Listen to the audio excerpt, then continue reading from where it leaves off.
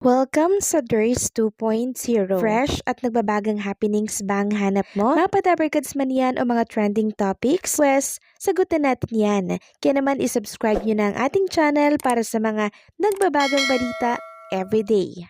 So ayun, nagbabalik na naman po ang inyong lingkod mga kababayan at isang panibagong topic na naman ang ating pag-uusapan tungkol dito kay ex-President Rodrigo Duterte. So ipapakita ko po sa inyo yung eksena dito po sa The Hague, Netherlands, kung saan ang dami po talagang mga kababayan natin yung nag-abang dito at sumusuporta po kay ex-President Duterte. Hindi po talaga maipagkakaila mga kababayan na talaga namang napakarami pong nagmamahal pa din dito po sa ating former president. Meron pa nga po dong mga kababayan natin nagigil at sinasabi na hindi man lang daw dumaan sa due process ang ating ex-president.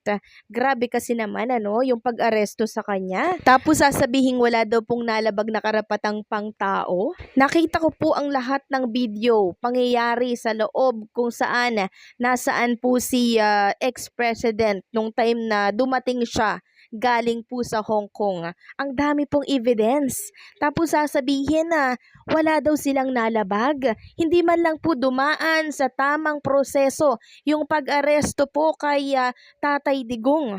Talagang nakakanginig po ng laman mga kababayan. Pagpasensyahan nyo na po kasi isa din po ako sa mga gigil na gigil ngayon.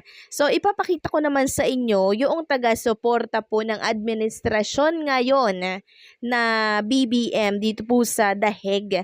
So eto po sila, meron din silang mga pa-banner dyan, pero mapapansin ninyo na kukunti lang sila. Unlike dito sa talagang supporters ni ex-president na talagang napakarami mga kababayan. Kagabi nga po nang dumating si ex-president dyan sa Netherlands, grabe po yung sigawan ng mga kababayan po natin sa labas ng The Hague dito po sa Netherlands. Sabi nila, Duterte, talagang rinig na rinig ko po, gigil na gigil sila. Pero ang nakakalungkot mga kababayan parang pinagbabawal na po ata yung mga Pilipino dito po sa labas po ng The Hague. Doon lang po tayo umaasa sa mga pa-live nila sa mga kababayan natin na ando doon. Pero ngayon, pinagbabawal na. So nakakalungkot lang po.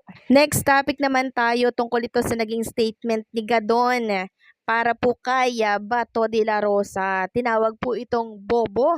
Bobo daw si Bato. Sabi nga dito sa inilabas ng Abante, binanata ni Presidential Advisor for Poverty Alleviation Larry Gadon si Sen Ronald Bato de la Rosa sa sinabi nito na betrayal to the max ang ginawa ni Pangulong Ferdinand Marcos Jr. nang payagan nitong maaresto si dating Pangulong Rodrigo Duterte. Sinabi ba talaga ito ni Bato de la Rosa? Hindi niya alam ang concept and meaning ng betrayal? Tanong ni Gadon. Hindi siya kaibigan ni BBM. So how could BBM betray him? Dagdag pa nito. Ipinaalala rin ni Gadon na inimbestigahan ni De La Rosa si Marcos gamit ang fabricated report ng isang agent ng Philippine Drug Enforcement Agency or PDEA. So where is betrayal here? Sabi po yan ni Presidential Advisor sa isang post sa Viber. Saad pa niya, you can only be betrayed by a friend or ally. Hindi niya alam meaning ng betray kasi bobo siya. Dagdag po ni Gadon. Pinunto rin ni Gadon na ang mga kaso sa International Criminal Court or ICC ay inihain noong 2017 kung kailan si Duterte pa ang Pangulo. Binanatan niya De La Rosa si BBM na drug user, then sasabihin niya betray. Bakit kaibigan ba siya? Bobo itong si Bato, giit ni Gadon. Sinabi rin ni Gadon na hindi iboboto ng mga Marcos loyalist si De La Rosa sa paparating na halalan. So para sa akin mga kababayan, betrayal di lang yan sa friend or ally, ginagamit. Betrayal bilang isang Pilipino ang ibig sabihin ni Sen Bato. Pinain mo ang kapwa mo Pilipino sa mga dayuhan bilang Pangulo, may karapatan kang ipagtanggol ang iyong kapwa or mamamayan. Kaso, di yun ang ginawa dahil din pagkakataon na din ito para maalis ang mga balakid sa inaasam na kapangyarihan. Hindi po bobo ang mamamayang Pilipino. Huwag nyo daw kaming paikutin sa mga dahilan at rason. Tsaka isa pa mga kababayan, meron po akong nakitang post netong si Bongbong Marcos, July 11, 2016, na kung saan kasama niya nga po dito si ex-President Duterte. Then, ang caption po ni Bongbong Marcos, "Salamat sa aking matalik na kaibigan na si Rody Duterte. Ito ang tunay na walang iwanan." Tapos ano nga po ulit yung sabi nitong si Gadon?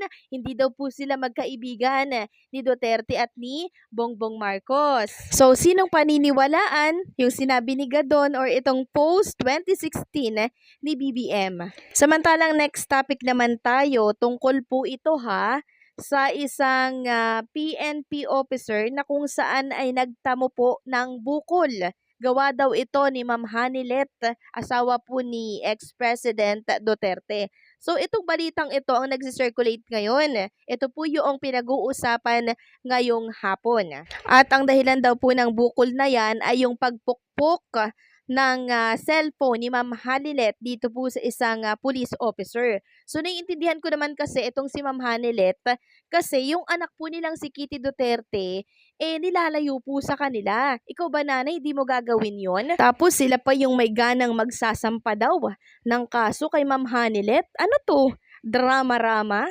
Sabi nga ng isang nagkomento dito, kasalanan nyo yan. Kumakadikit kasi kayo, halos ayaw na ninyong pahingahin ang tao. Akala naman ninyo may gagawin na masama ang asawa at anak, dalawa lang yan. Versus sa lakas ng daming nakahawak kamay na mga militar in uniform, paawa epek, hindi tumatalab sa taong bayan yan. So nung nakita ko nga po yung news na to mga kababayan, isa lamang yung tumakbo sa isipan ko nang makita ko ang post na to mula po sa mga media. Ang instinct ko dyan, nakita po nila sa social media kung gaano kalakas ang mga supporters ng mga pro-Duterte. Ang daming galit, di ba? Ang dami pong nagrarally. Kitang-kita po nila yan. Kaya naman sila, gagawa sila ng paawa epek para nang sa ganon, mahati po. No, mahati po yung suporta ng tao na, ay, ganyan pala yung nangyari doon sa mga kapulisan natin. Kawawa naman. So, di ba? Isa po yung drama. At sa tingin naman nila, maniniwala tayo, hindi po tayo bobong mga Pilipino. After nang nakita natin sa lahat ng video na nagkalat sa social media, alam po natin kung sino ang totoong na biktima dito at totoong pinagmalupitan. Alam na alam po natin yan.